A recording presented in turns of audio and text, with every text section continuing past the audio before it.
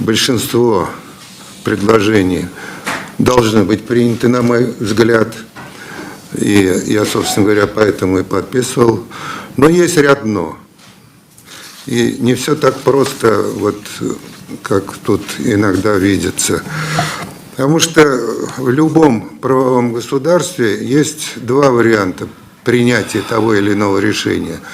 Есть вариант принятия закона законодательным органом, и в правовом демократическом государстве допускается принятие нормы прямым волеизъявлением избирателей, народа.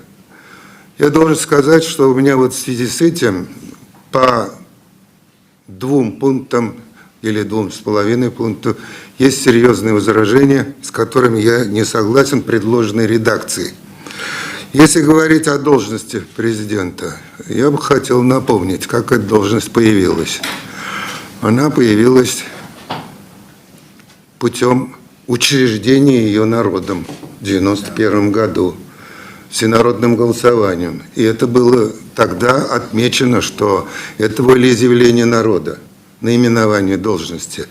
Поэтому мы часто ссылаемся на какие-то законы, но забываем, что универсальная юридическая норма, имеющая верховенство, это волеизъявление народа. Просто так ее взять и поменять, это не совсем понятно. Потом она подтверждалась многократно на выборах президента и в последний раз тоже.